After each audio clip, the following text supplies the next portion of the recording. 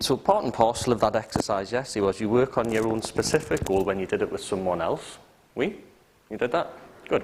And you also did it with the kind of general goal outcome of completing this course successfully and doing really, really well in it. It's all right, we're just waiting for the late ones to come in. Oh. Oh. So what I'd like you to do is to close your eyes, but don't go into hypnosis yet. Take some deep breaths or some shallow ones, and in whatever way it works and doesn't work for you, I want you to be attentive while you let your mind wander. And at any point, feel comfortably tense enough to not listen, and tensely comfortable enough to attend to what's important. Because there are going to be distractions as the latecomers roll in and hit the door. And you don't need to worry about this, because you know they're going to come in whatever way's right for them. They'll roll in and roll out just the way waves do on a beach, the way clouds do in the sky.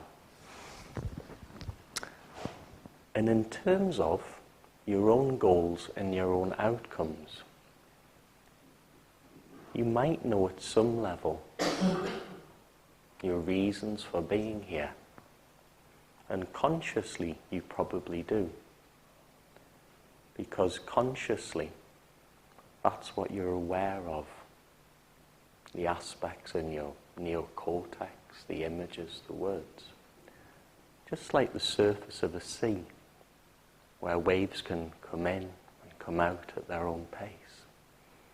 Dictated to by natural forces that are everywhere, and yet not necessarily seen, but can certainly be felt. So with your own goals, your own outcomes, and mind and heart, and those little alerts that are going to constantly go off, you can allow those to become part of your hypnotic experience. There's nothing to do. Notice how you're breathing all by yourself. You're doing so well. And yet you can consciously put that attention on that. Label it and experience it as being one step away from the experience you're describing. Listen to the birds outside, the odd text in this room, the little movements, the little indications that it's all in flow right now. And there's very little you can do about that except enjoy the ride. And I hope you enjoy a lot of things in life. The painful discomfort of occasional suffering, and the joyful pleasure of occasional delights. And you really don't need to focus on your goal, your own comfort, or your own developing awareness of what's really going on. You see, in many traditional practices of meditation, you can be aware of your thoughts, aware of your body, but from that perspective, you're none of those things. You're not your thoughts, you're not your body, you're not your behaviors. You're something deeper, wider, and broader. And as those waves roll in and roll out, with some surf and froth,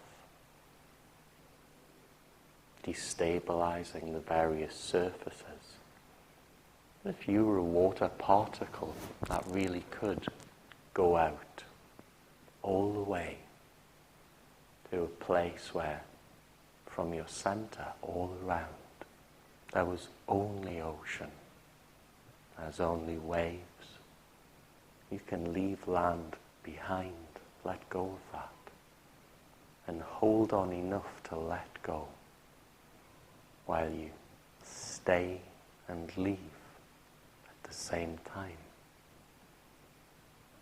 And as a particle of water on the tip of a crest or a trough of a wave, going up and down and in and out, swirling this way and that. If you were to drop down just a little way, you'd begin to discover a different experience inside your own awareness, to drop down enough to know there's turbulence above, yet at this level you're still moving, and moving stiller as those thoughts and distractions drift off comfortably, because it's a real nice place to discover your home.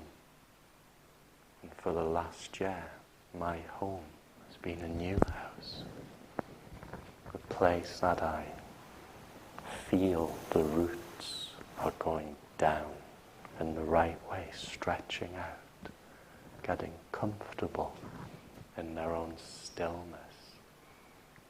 As a year's worth of seasons come and go, the flowers grow, the roots go down. And one of the plant that I'd like to put in from seed are clematis. They're tricky to grow from seed, yet the effort's worthwhile. And others that I've put in quite deep are clematis in pots, where someone else has grew them, developed them and nurtured them. And the thing to do is to gently tap the pot, and that releases and lets go. And to tenderly, accurately open the root ball and drop the clematis that's going to flower and bud, and the years to come again and again as those roots go deeper and deeper still, because they all have their own nature.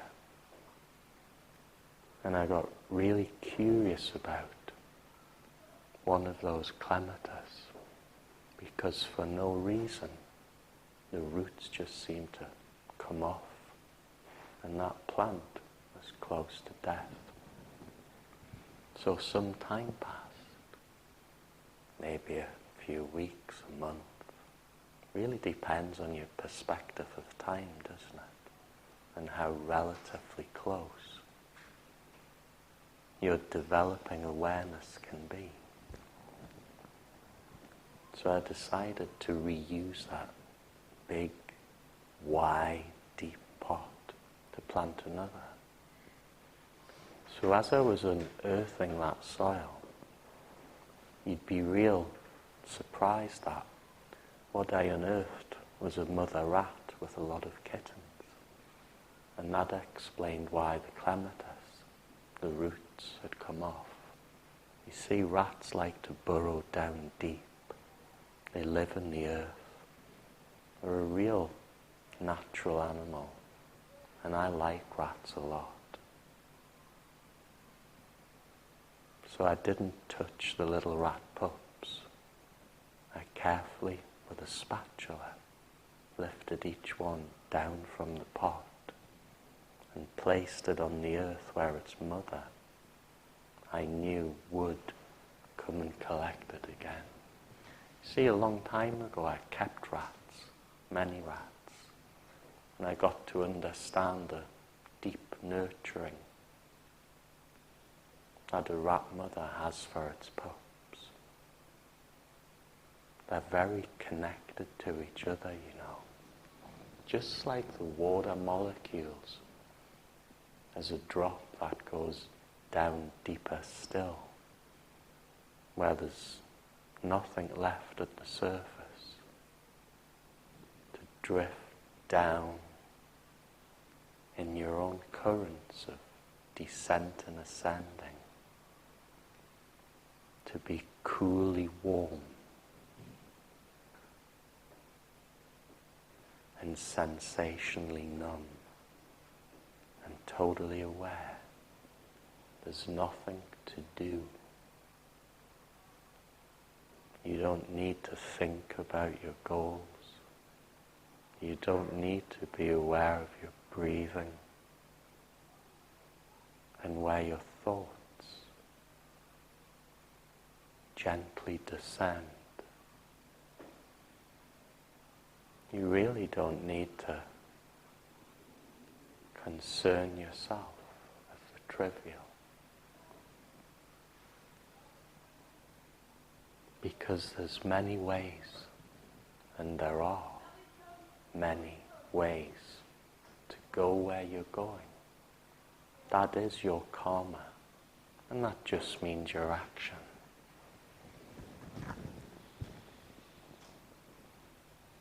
You could get there in a big ferry boat, a little ferry boat.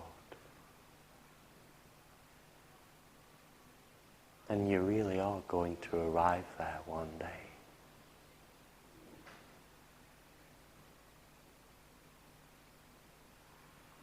And all of your clients, your friends, the ones with this problem, that problem, the anxiety, the depression, you could smile and let them know they really do have rings on their fingers and flowers on their shoes.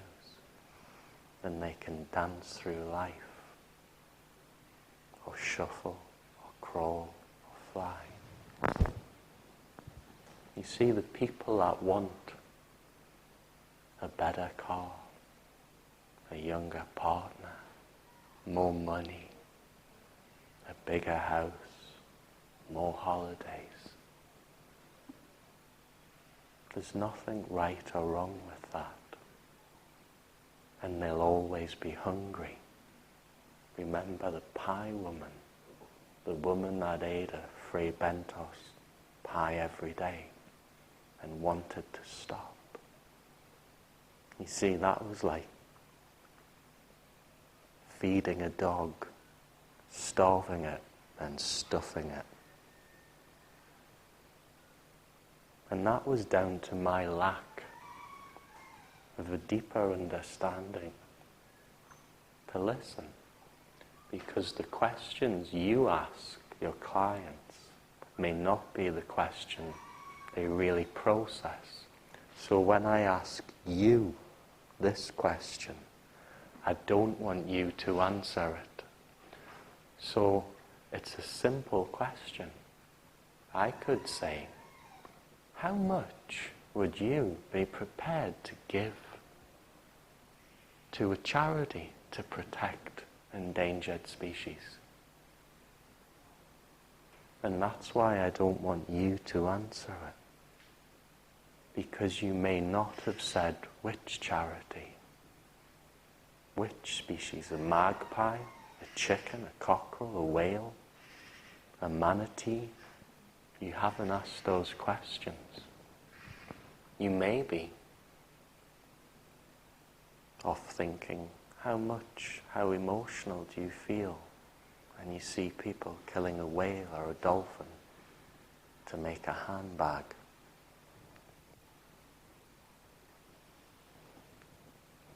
So I want you to be real cautious in your own remembering of the questions you ask, both of each of you and of your clients, because they may not be answering your questions. And as those water molecules, atoms, go all the way down to the still place, the immovable spot that the mystics talk about. Nirvana, moksha. A place where you are all of everything. What's out there is inside. There's a person across a river in a boat, passing by on one side, a mountain. And in a glimpse of euphoria, you are the mountain. It's not out there, it's inside you. You've touched Buddha consciousness, Christ consciousness, moksha, nirvana, but you can't hold it. You move, you fidget, you question, and then you get it back. And having this even once, as one angel experienced yesterday, you'll have it again. And it's nice to know that. If you go for the serious discipline of a spiritual practice, you've got to get in the little ferry boat. You leave everything you know behind. Your friends, your clothes, your ideas, your freedom, the joy of children and magpies, the pleasure of a warm shower on a cold day. You get in that boat with all of your fellow journeys. You wear simple clothes. You count beads on this hand and that hand.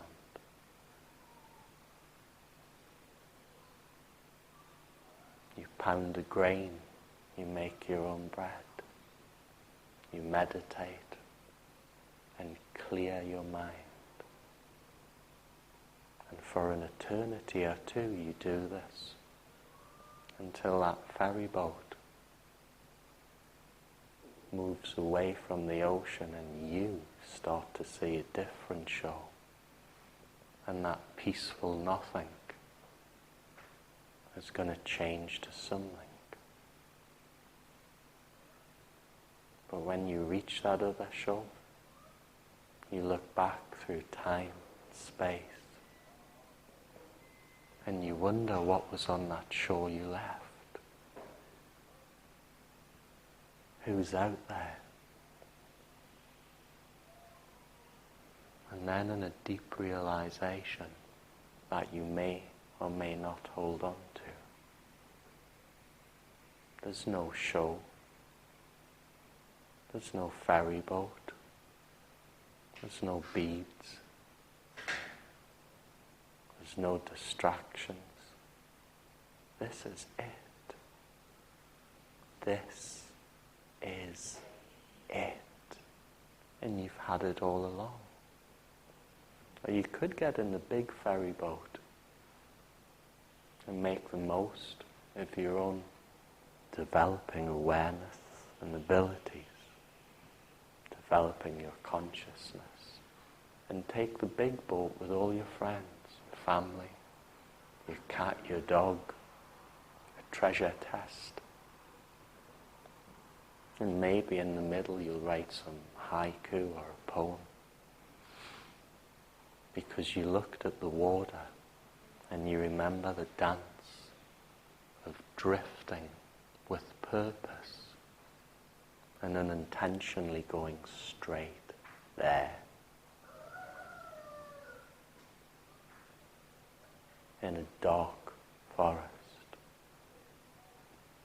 A berry drops. Boop. The sound of the water. And you know it's marvelous because you don't describe it, you experience. And as you experience,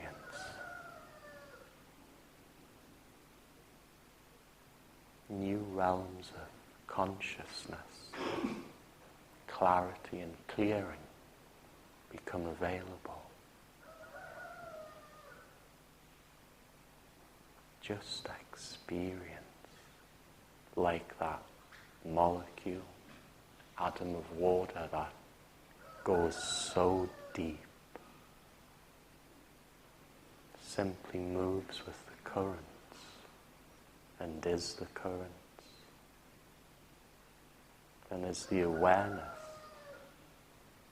the light in you, that every day when you wake up to the cock, crow, the magpie, the warmth of a partner or your cat, the comforting radio that comes on, you are that awareness. You are that current in time. You are your own original face. You are the divine. And you are the divine. Thou art that.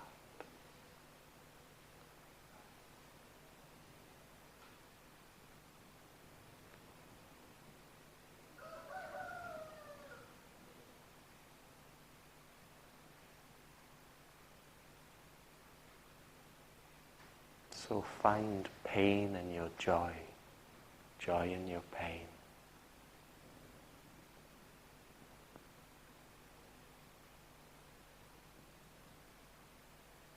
Comfortably tense and pleasantly pissed off. Wonderfully exaggerated. And enjoy the world that language carves out of experience. A world of this and that, here and there. Negatives and positives. Because that aspect of you that just responds like that is both of those and much, much more. Are you a man, a woman, or neither? Are you here, there, or both?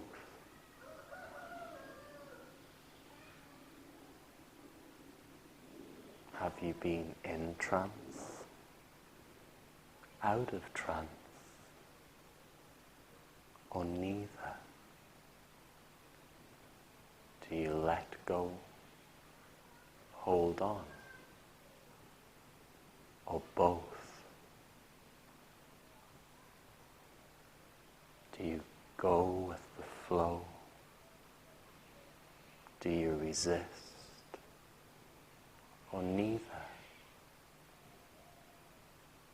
Are you awake or asleep, or both? Are you waking up, going to sleep, or neither?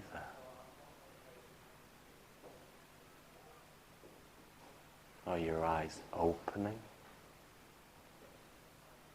slowly or quickly?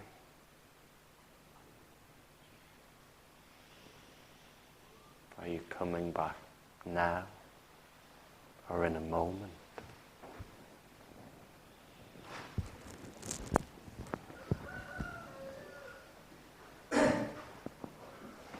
Does that cockerel that's cocking outside know it is a cockerel? I don't think so.